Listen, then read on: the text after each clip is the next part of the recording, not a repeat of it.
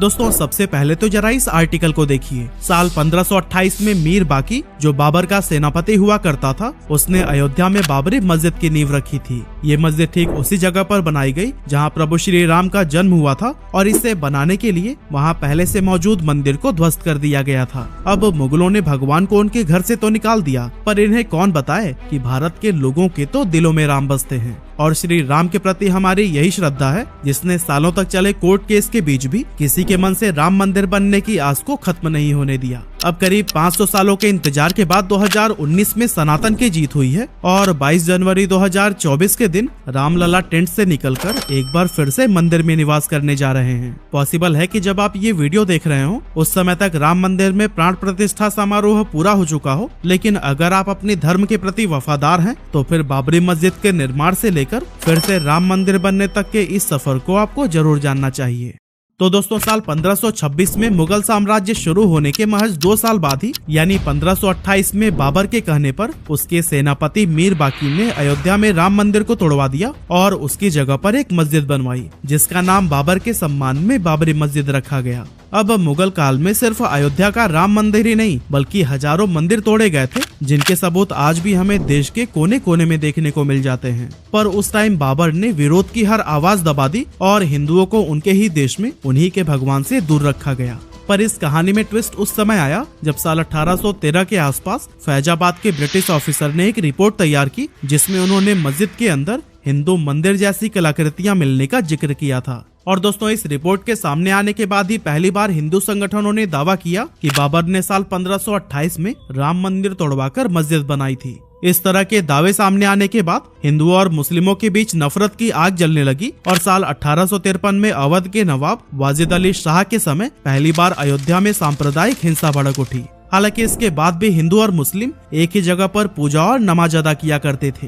पूजा और नमाज एक ही जगह पर, आप सोच रहे हैं ना कि आखिर कैसे? तो चलिए इसकी भी स्टोरी को हम आपको बताए चलते हैं। एक्चुअली 1717 यानी कि बाबरी मस्जिद बनने के 190 साल के बाद जयपुर के राजा जय सिंह द्वितीय वो पहले शख्स थे जिन्होंने मस्जिद और उसके आसपास की जमीन को हासिल करने की कोशिश की थी जिससे कि वो एक बार फिर से वहां पर राम मंदिर बनवा पाए। लेकिन लाख कोशिशों के बाद भी राजा जय सिंह द्वितीय को कोई कामयाबी नहीं मिलती है, जिसके बाद वो मस्जिद के पास एक चबूतरा बनवाते हैं और उस चबूतरे का नाम राम चबूतरा रखते हैं ताकि प्रभु श्री राम में आस्था रखने वाले लोग उस चबूतरे पर पूजा कर सकें।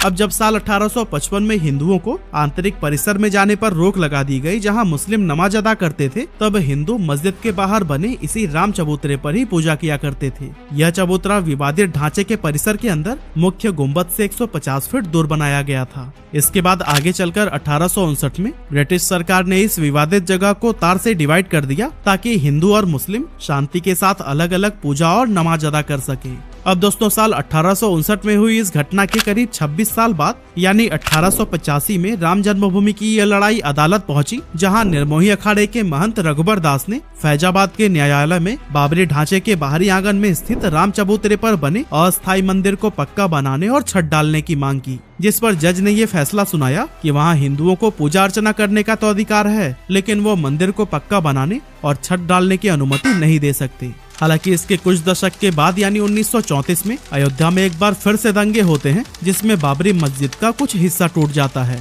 हालांकि बाद में इस हिस्से को रिपेयर करवा दिया जाता है, लेकिन यह घटना होने के बाद से यहाँ नमाज बंद हो जाती है। और दोस्तों ध्यान दीजिएगा, यह वह समय था जब देश पर अंग्रेजों का राज हुआ करता था, लेकिन इसके बावजूद देश की जनता बाबरी मस्जिद बनने के 400 साल बाद भी अपने प्रभु के जन्मस्थली को पाने की लड़ाई लड़ रही थी। उस समय न तो हमारी अपनी खुद की सरकार थी और न ही मीडिया को इतनी आजादी थी कि वो इन मुद्दों को देश के हर नागरिक के सामने ला सके। और तो और देश को चलाने वाली कांग्रेस ने भी इन मुद्दों से किनारा किया हुआ था। हाँ, अगर कोई चिंतित था तो वो थी देश की आम जनता जो कि अपनी जान की बाजी लगाकर अपने प्रभु के हक की लड़ाई लड़ रही थी। इसी तरह से समय बीतता जाता है और साल 1947 आता है जब देश को सालों की गुलामी के बाद अंग्रेजों से आजादी मिली थी। आजादी के साथ ही लोगों की ये उम्मीदें भी बढ़ जाती है कि अब तो राम मंदिर बनकर ही रहेगा, लेकिन उस समय की स्थिति तो कुछ और ही बयां कर रही थी। कांग्रेस का कोई भी बड़ा नेता इस मुद्दे पर बात करना तो बहुत दूर की बात है, उन्होंने तो इस मुद्दे को लेकर सीधे अपने हाथ ही खड़े कर दिए थे।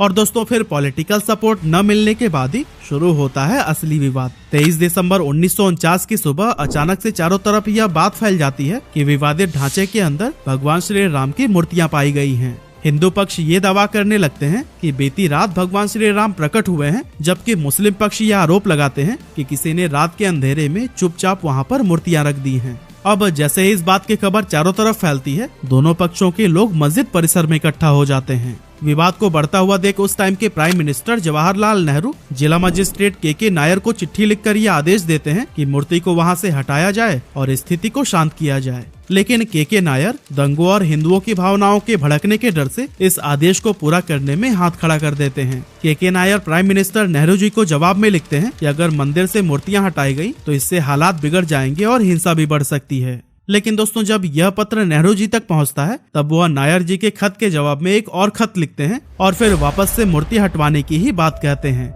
लेकिन के नायर इस बार भी अपने हाथ पीछे खींच लेते हैं और मूर्ति को हटाने से साफ इनकार कर देते हैं। इस घटना के 7 दिन बाद ही फैजाबाद कोर्ट के द्वारा बाबरी मस्जिद को विवादित भूमि घोषित करके इसके मुख्य दरवाजे पर ताला लगा दिया जाता है। इसके बाद से 1950 में फैजाबाद सिविल कोर्ट में 2 अर्जी दाखिल की गई, जिसमें एक में रामलला की पूजा की इजाजत और दूसरे में विवादित ढांचे में भगवान राम की मूर्ति रखने की इजाजत मांगी गई। हालांकि 9 साल के बाद तीसरी अर्जी भी 1959 में दाखिल हुई, जिसमें निर्मोही अखाड़ा ने विवादित जगह पर मालिकाना हक जताया था। लेकिन फिर इस अर्जी के 2 साल बाद यानी 1961 में सुन्नी वक्फ बोर्ड ने भी कोर्ट में अर्जी लगाई और मस्जिद व आसपास की जमीन पर अपना हक जताया। ये क्रम लगातार चलता रहा। कभी हिंदू पक्ष तो कभी मुस्लिम पक्ष विवादित जमीन को अपने अधिकार में लेने के लिए तरह तरह के दावे करते रहे। लेकिन इसके बाद 1980 में बीजेपी के गठन के बाद पार्टी ने खुलकर राम मंदिर आंदोलन का मोर्चा संभाला। वहीं दूसरी तरफ राष्ट्रीय स्वयंसेवक संघ और विश्व हिंदू परिषद ने भी राम मंदिर की लड़ाई को तेज कर दिया था। राम जन्मभूमि को आजाद करवाने और उस पर लगा ताला खुलवाने के लिए 24 सितंबर 1984 को बिहार के सीतामढ़ी से राम जानकी रथ यात्रा शुरू हुई, जिसमें हजारों लोग इस यात्रा के साथ जुड़े। 7 अक्टूबर 1984 को यह यात्रा अयोध्या पहुंची, जहां सरयू नदी के तट पर लाखों लोग इकट्ठा हुए। वहां पर अयोध्या में भव्य राम मंदिर का संकल्प लिया गया और फिर यात्रा लखनऊ होते हुए दिल्ली के लिए निकल गई। एक्चुअली इस यात्रा में 31 अक्टूबर 1984 को दिल्ली के विज्ञान भवन में संतों को जुटना था और यही इस यात्रा का समापन भी होना था। लेकिन उसी दिन सुबह सुबह प्राइम मिनिस्टर इंदिरा गांधी की हत्या हो गई और रथ यात्रा को बीच में ही खत्म करना पड़ा। इसके बाद आता है साल 1985 का साल, जब राम मंदिर लड़ाई को एक नई दिशा मिलती है। एक्चुअली इसी साल शाहबानो नाम की एक मुस्लिम महिला अपने पति से तलाक मिलने के बाद गुजारा भत्ता के लिए कोर्ट पहुंचती है, जहां कोर्ट उसके पक्ष में ही फैसला सुना देती है। अब इस फैसले से मुस्लिम समुदाय नाराज हो जाता है और दोस्तों, इस कम्युनिटी के लोगों की नाराजगी को दूर करने के लिए उस टाइम के प्राइम मिनिस्टर राजीव गांधी 1986 में संसद में कानून बनाकर सुप्रीम कोर्ट के फैसले को ही पलट देते हैं। असल में राजीव गांधी 1979 के इलेक्शन के लिए ये सब कुछ कर रहे थे ताकि उन्हें मुस्लिम समुदाय के लोगों से भी वोट मिल सके। हालांकि राजीव गांधी के इस शर्मनाक कदम से हिंदुओं से नाराज होकर उन पर मुस्लिम कम्युनिटी को खुश करने का आरोप लगाते हैं, जिसके बाद इस डैमेज को कंट्रोल करने के लिए राजीव गांधी एक और ऐतिहासिक भूल करते हैं और ये भूल होती है हिंदुओं की मांग को मानने की, जिसके लिए वो 1986 में ही 37 सालों से बंद अयोध्या के विवादित बाबरी ढांचे का ताला खुलवा देते हैं, जिससे कि वहां फिर से पूजा अर्चना शुरू हो जाती है। अब देखिए, फिर से यहाँ मुस्लिम कम्युनिटी राजीव गांधी के इस फैसले से नाराज हो जाती है और 6 फरवरी 1986 को बाबरी मस्जिद एक्शन कमेटी का गठन किया जाता है। अब इसके बाद से आता है के लिए 10,000 किलोमीटर की रथ यात्रा निकालते हैं और दोस्तों, इस रथ यात्रा के दौरान बिहार में लाल कृष्ण आडवाणी का रथ रोकते हुए उन्हें गिरफ्तार कर लिया जाता है और रथ यात्रा पर यही रोक लगा दी जाती है। लेकिन असल में जिस दिन यह यात्रा खत्म होनी थी, यानी कि 30 अक्टूबर 1990 को हजारों कार सेवक अयोध्या में जमा हो जाते हैं। अब दोस्तों, जिन्हें कार सेवक के बारे में नहीं पता, उन्हें हम बता दें कि कार सेवक का मतलब उन लोगों से है जो निस्वार्थ भावना से सेवा करते हैं और धर्म की रक्षा के लिए कदम उठाते हैं। अब दोस्तों, 30 अक्टूबर को भी कार सेवकों ने यही किया। वो अयोध्या में विवादित ढांचे पर झंडा फहरा देते हैं। हालांकि पुलिस कार सेवकों को रोकने की बहुत कोशिश करती है, इवन कर्फ्यू भी लगा दिया जाता है, लेकिन जब इससे कोई फायदा नहीं होता तब भीड़ पर काबू पाने के लिए उस समय यूपी के मुख्यमंत्री रहे मुलायम सिंह यादव कार सेवकों पर गोली चलाने का आदेश दे देते हैं, जिससे कि कई सारे कार सेवक मारे जाते हैं। दावा किया जाता है कि पुलिस की इस गोलाबारी में 55 राम भक्त मारे गए थे, जबकि यूपी पुलिस 17 कार सेवकों के मारे जाने की ही बात को मानती है। इसके बाद आता है 6 दिसंबर 1992 की तारीख। उस समय पीवी नरसिम्हा राव देश के प्राइम मिनिस्टर थे और कल्याण सिंह यूपी के मुख्यमंत्री।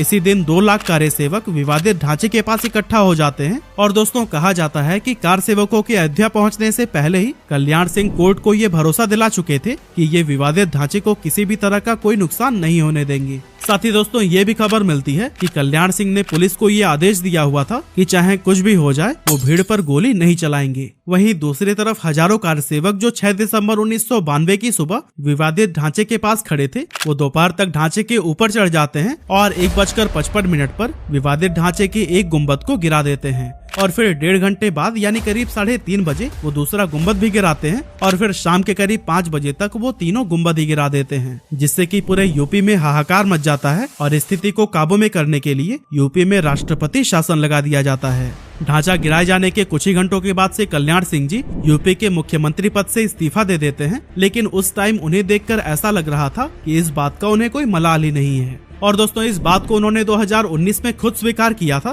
क्योंकि जब सुप्रीम कोर्ट से राम मंदिर पर फैसला आया तब एक न्यूज चैनल से बात करते हुए कल्याण सिंह ने कहा था कि ढांचा ढहाए जाने का मलाल न तो तब था और न अब है। राम मंदिर बनने के फैसले से मैं इतना खुश हूँ कि अब मैं चैन से मर पाऊंगा। खैर 1992 की घटना के बाद भी अलग अलग जगह पर कई बार दंगे हुए जिसमें बहुत सारे लोग मारे गए, लेकिन इसके बावजूद कोर्ट में शांति छाई रही। लेकिन 90 के दशक में जब वापस से बीजेपी की सरकार बनी तब एक बार फिर से देश में राम मंदिर की लड़ाई तेज हो गई। बीजेपी ने 1999, 2004 और फिर आगे जितने भी चुनाव हुए उसमें राम मंदिर को अपने घोषणा पत्र में शामिल किया और इस दौरान एक लंबी कानूनी लड़ाई भी लड़ी और दोस्तों आखिरकार हमें जीत मिली गई। 9 नवंबर 2019 को सुप्रीम कोर्ट एक ट्रस्ट बनाकर विवादित स्थल पर राम मंदिर को बनाने की अनुमति दे देती है और साथ ही वह मस्जिद के लिए भी एक वैकल्पिक जमीन देने का आदेश देती है, जिसके बाद से 5 फरवरी 2020 को ट्रस्ट का गठन किया जाता है और फिर राम मंदिर का निर्माण कार्य शुरू हो जाता है। तो दोस्तों 1528 में बाबर के कहने पर राम मंदिर को गिराकर उसके जगह पर बाबरी मस्जिद को खड़ा किया गया था, लेकिन अब 492 साल के बाद उसी जगह पर ही राम मंदिर का निर्माण हो रहा है, जो कि हर एक हिंदुस्तानी के लिए गर्व की बात है।